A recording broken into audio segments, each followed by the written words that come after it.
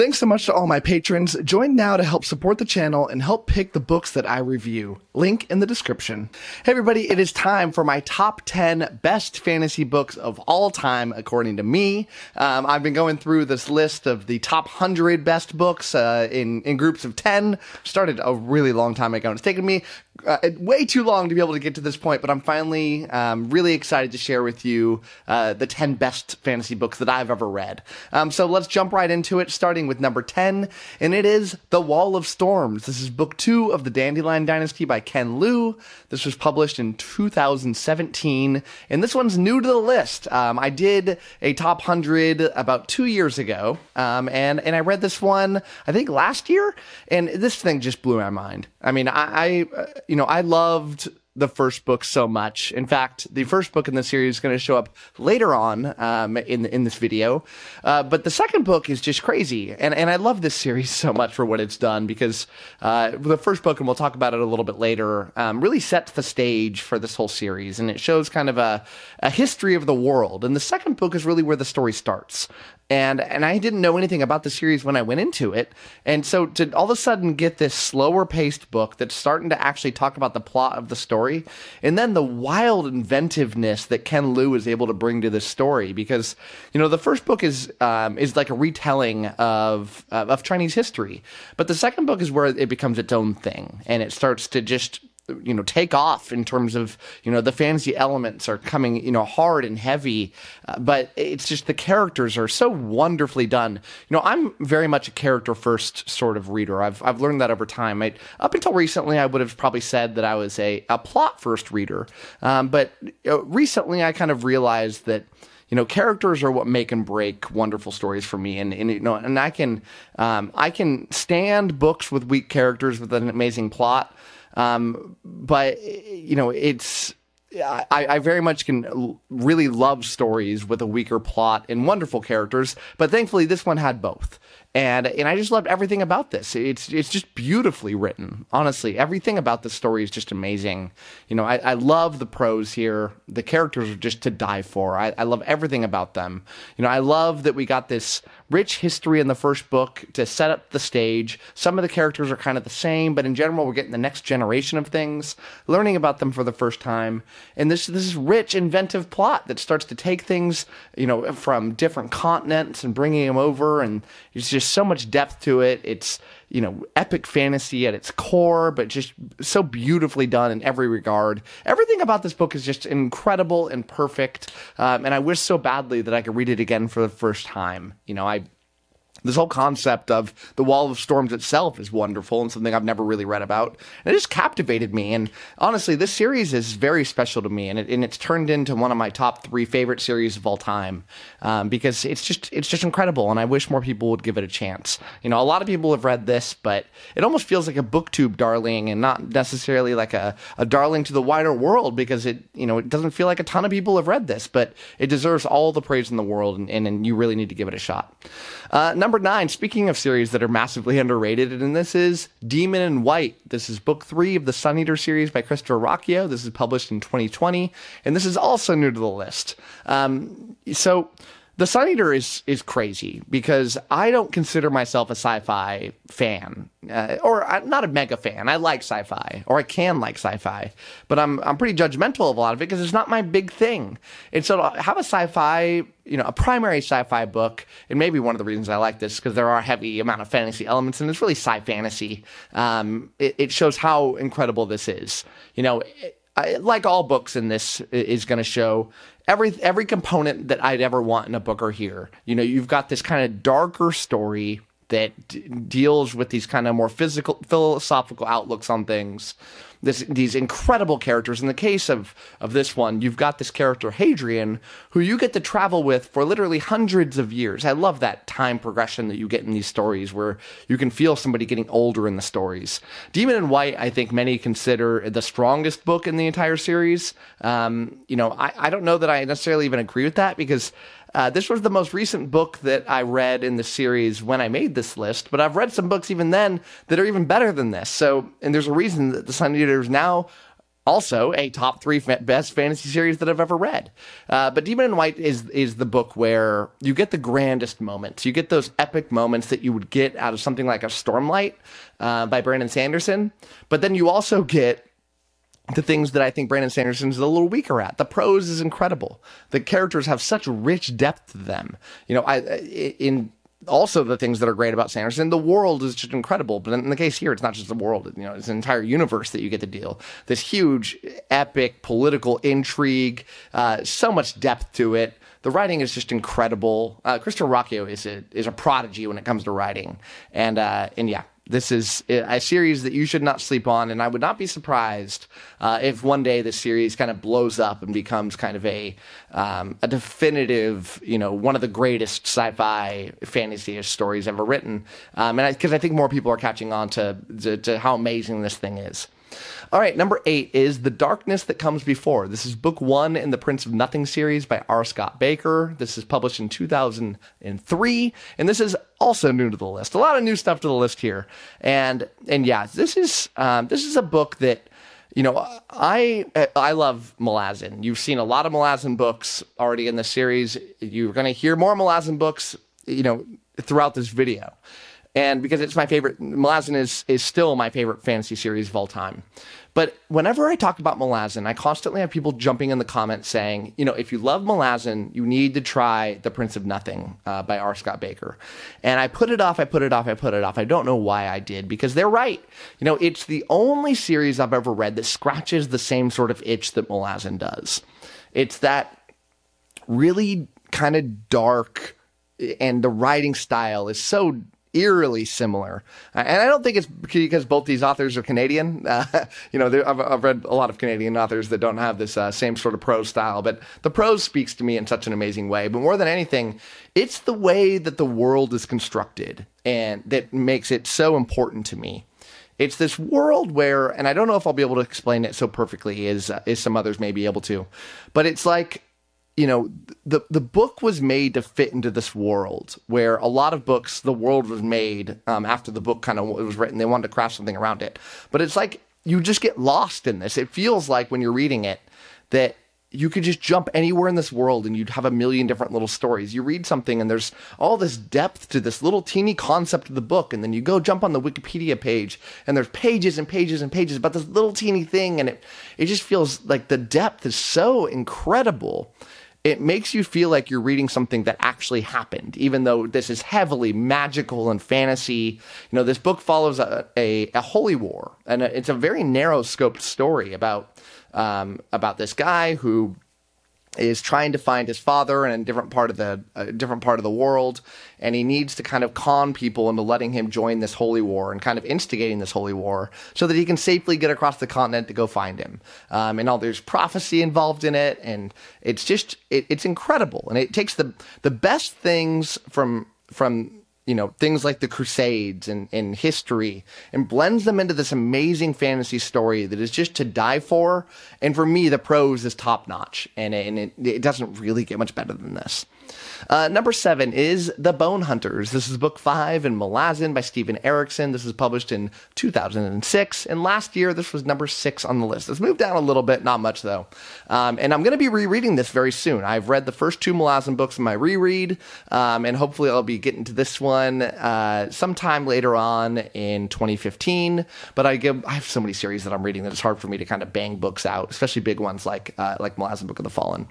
Malazan Book of the Fallen is definitively my favorite series of all time. You know, it's got everything I'd want in a story and then some. It's perfection. And book 5 is one of the true greats, and I think a lot of people would agree with me here. Although you get a lot of different opinions about something like Malazan, but I think most people would have book 5 pretty high up on their best books.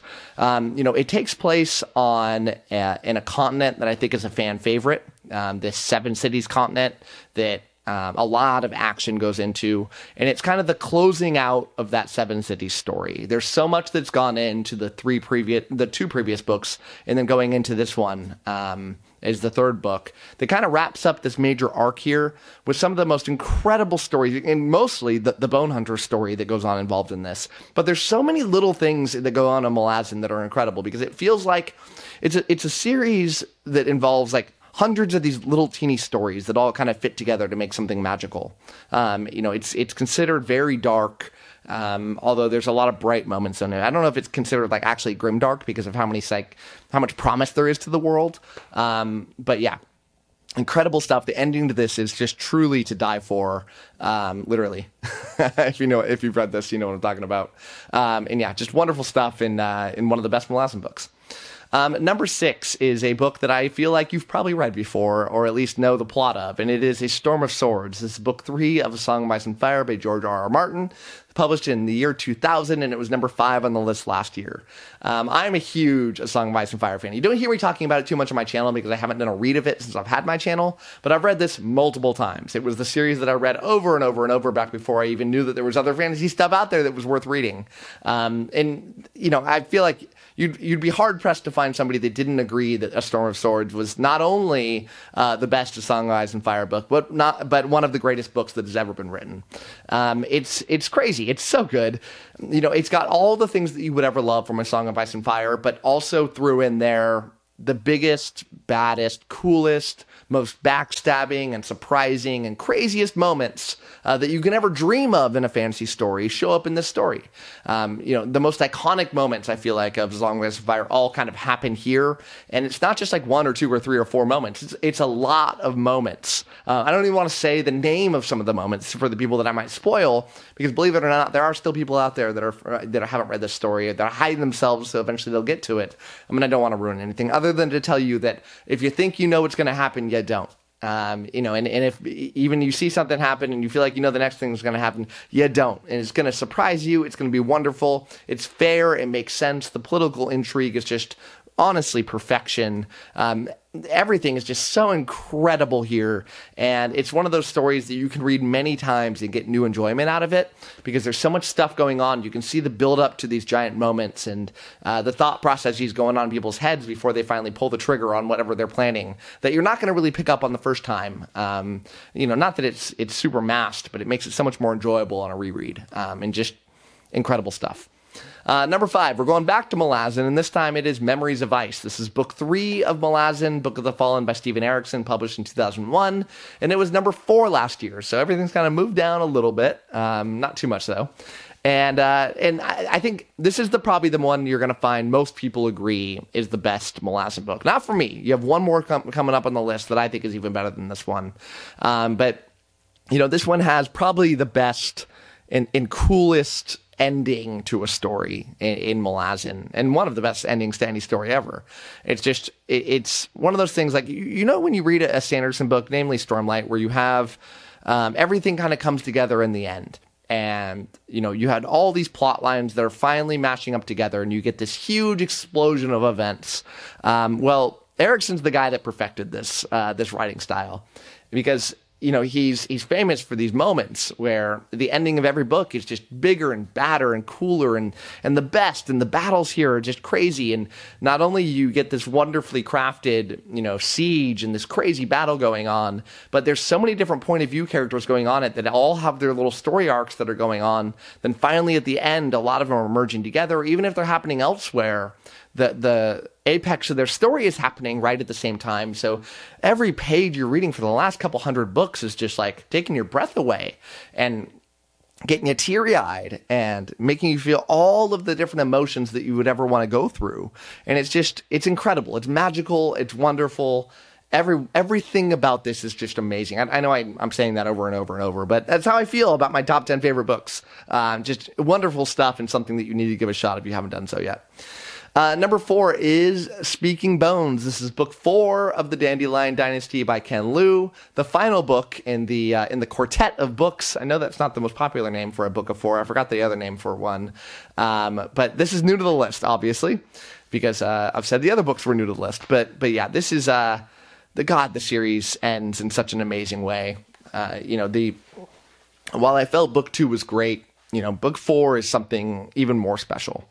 Everything finally comes together in the end in a way that is so wonderful. You get these character arcs that do a full turn on you, where you feel like you understand a character and where they're coming from. And then they finally reveal the self that sometimes you're hoping that they would end up as, sometimes you're hoping they don't end up that way. It all feels very fair and real. I mean, I love the way all of the characters wrap up their storylines here. It's such an incredible ending that honestly feels so earned and great. And after the book 3, which I felt like was the lackluster one of the 4, and you're like, is this book series going to go downhill? Book 4 just comes out with this banger that is just, it's honestly just incredible.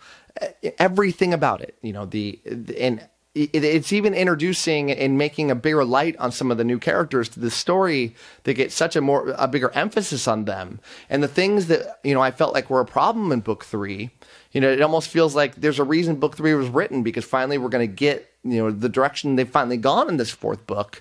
And just incredible. I need more people to read this series so I can talk about it with more of you, because I'm not crazy when I say this is just truly one of the greatest stories that have ever been written. And a lot of people, like, I say that and people roll their eyes and they're like, yeah, how could that be true when it's not that popular? But I'm serious this time. You know, I'm serious. You got to give it a shot. All right, book 3 is Ship of Destiny. This is book 6 of Realm of the Elderlings and book 3 of the Live Ship Traders sub-series. We'll talk about that in a second, by Robin Hobb, written in the year 2000. Another book written in the year 2000. Great year for fantasy. And last year, this was number 2 on my list. So, The Realm of the Elderlings. It is this 16-book series split up into 4 different trilogies and 1 quartet. This is the second of the trilogies, which is called Live Ship Trader, and this ends up that. Now, this second trilogy here can be read out of order, in the sense that you don't have to read the first trilogy to read the second one. There's a little bit about it that you might appreciate if you read the second one in the correct order, but it's a totally different story in a totally different part of the world, dealing with completely different characters, mostly. But, you know, for the most part, completely different characters. And you get this multi-POV story, whereas the first you get a single POV story, and it's just great. You know, and I know I keep saying this, but I really mean it this time. The characters here can't get better. Robin Hobb is I feel like the greatest of all time fantasy writer when it comes to the characterization, because it's just wonderful. And it's not just the good characters. It's not the characters you care about. But one of the characters, Captain Kennett, is a character that you truly loathe as the reader. And it's just like the perfect character. It's like probably it ends up being like my favorite character in the story, even though I hate the guy. And that's the sign of good writing. When you can make a villain so compelling and you understand their motivation so much while hating the person. You know, you've got this little arc going on throughout the story that you don't really understand why it's being told. You know, you got these eels that are swimming around that are sentient, and then to finally kind of start to understand what direction those characters are going is really fun to read about. All of these characters finally have their arcs all wrapping up. But beyond that, the plot is just incredible. It is gripping. It's wonderful. Ship of Destiny, gosh, it's crazy good. The best that the Realm of the Elderlings has to offer, and the Realm of the Elderlings is simply incredible on its own right. So, yeah, the best stuff. And if you read the first trilogy and you're not sure if you love it, and you're like, look, other people love it, it's not for me, clearly, look, read the second trilogy. At least read the first book, Ship of Magic, because it's very different. And you very much could have very different opinions about the first trilogy and the second. I love them both, but the second one is truly something different. Book number 2 on my list here is The Grace of Kings. This is book 1 of the Dandelion Dynasty by Ken Liu, published in 2015, and it is new to the list. I mentioned it very briefly kind of at the start of my video, but The Grace of Kings does something that I've never been able to read before in fantasy, where you have this author who is like, I want to tell this story about the fall or rise, I don't know which one it is because I'm not familiar with it too much, of the Han Dynasty in ancient China. And so he took this story, which is supposedly very famous, and he said, I'm going to put my own little twist on it. Now, a lot of times I would give negative marks to something like that because it's not unique, but I didn't really know the story, and I'm not, you know, necessarily just judging things based on, the technical aspects of, of rightness or wrongness or fairness. I'm doing things based on how much I enjoy them and how much I'm surprised by them. And I've never heard this story before, so it blew me out of the water. And my guess is it's fairly unique on its own right. But it also does this thing that's also truly unique, where he's like, look, I have this trilogy to tell, but I'm going to do this prequel story first. And I want you to understand the lore of this world and why the motivations for these characters are the way they are before I get to the crux of the story. And that sounds like it would be boring, right? That it's like, okay, cool, I'll power through that, and then I'll get to the real story. But it's better than even the trilogy is, because it is action-packed. And it's not just action-packed when it comes to maybe it's not what I mean action-packed, but it jumps from important sequences to important sequences. And some of those important sequences are conversations that delve into these characters, that make them who they are. Some of them are actual battle sequences, but it doesn't dwell on them. I've mentioned it before when I've reviewed this book, but it does this crazy thing where in most stories, when you're going to have a major battle happen, you'll have chapters about the lead up and the drama that goes into it, and then chapters of the different parts of the battle, and then the aftermath of it. In this book, literally on one page, you'll be like, all right, here's the plan. On the next page, they'll enact the plan. On the next page, they're moving on to the next thing. It is fast. And it effectively does the job of telling this world history in a very quick way that doesn't feel like you're reading a history book. It feels like you're actually reading a wonderful story that just blows you away. And the only sad part about it is that, a lot of these characters, you don't really get to spend time with them anymore as the series goes along. You have the memory of them going into the rest of the series, but it's so important to able to understand and appreciate the rest of the series. And I truly love it for what it is. It blew me out of the water from pretty much the first page on. I've never read anything like it, and I don't know that if I ever will. And number one was the same book that I had number one last year, and the same book that I had the year before that.